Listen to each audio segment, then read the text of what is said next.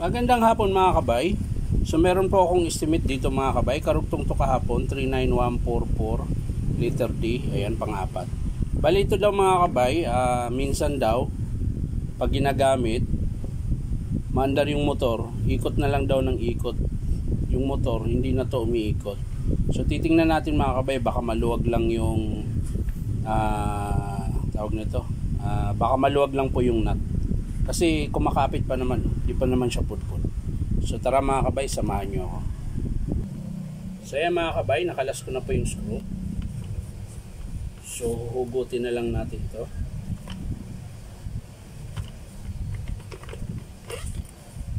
So ayan mga kabay, check lang natin yung armature nya. Makinis pa po, yung bearing okay pa.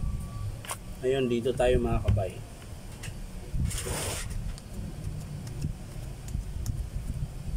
Ayun mga kabayo, maluwag po siya. Ngayon, pag umikot yan mga kabayo, umihigpit po yan kasi pabaliktad. Yun nga lang, pag may talim na, may vibrate na, nakakalas na po ito. Ayan, yan naman. So ikot na lang na ikot tong motor. Ayan, yung armature, yung pinion na hindi na. Ayan. So ito, ihigpitan lang to mga kabayo. Ang dahilan yan mga kabay kung bakit nagkaganyan, gawa po dito. Ayan. Bali yung bala po, di na natanggal, siguro nabasag. Tapos pinukpok nila ng pinukpok. Tingnan nyo po yung flange mga kabayo. Hindi na pantay yung butas. Kasi pinupukpok nila yan. Yan. Ngayon, kakakapukpok nila, siguro, maaaring lumuwag to. Yan. So, ihigpitan natin to mga kabayo. Tapos kakalasin natin yung inner and outer flange ng mga kabayo.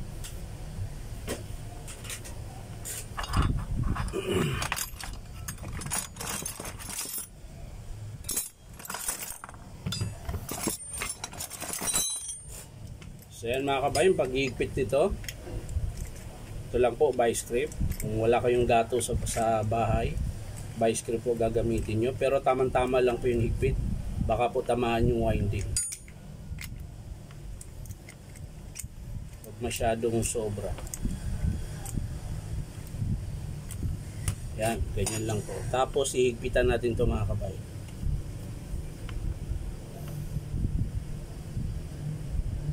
Ayan. So yan mga kabay, okay na yan. So ang kakalasin naman natin ito. Ngayon, nahanap tayo dun kung paano kalasin. Kakabit muna natin yung armature mga kabay.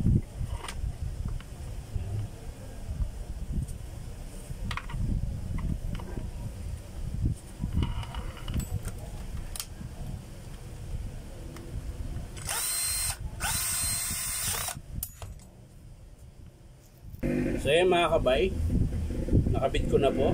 So kakalasin ko na lang po yung flange niya na nasira.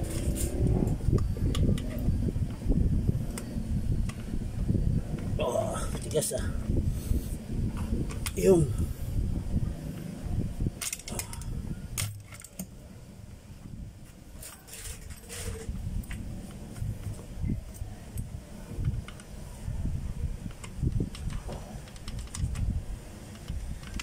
yun, nakalas ko na mga kabay. So titesting natin to mga kabay, titingnan natin kung dudulas pa rin siya. Bali papalitan na lang natin ng ibang flange.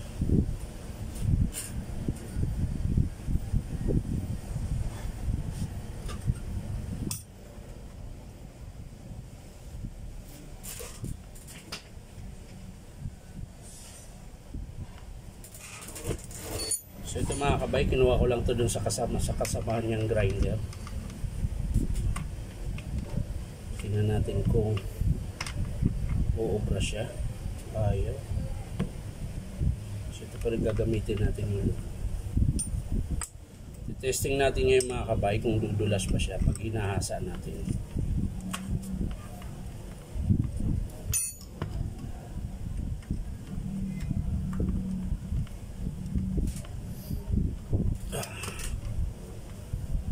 So yan mga kabay, matigas na po yan. So iti-testing natin mga kabay kung dudulas pa siya o hindi.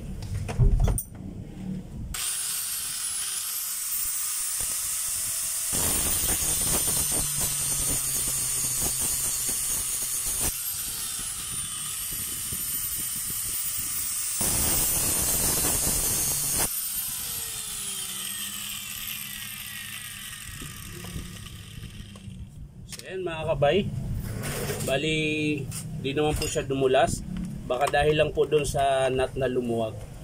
So okay na siya mga kabay. Bali ang papalitan nito mga kabay yung outer flange lang mga kabay.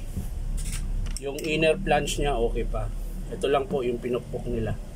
So yan lang po mga kabay, maraming salamat sa panonood at palike and share na rin po. Bye bye.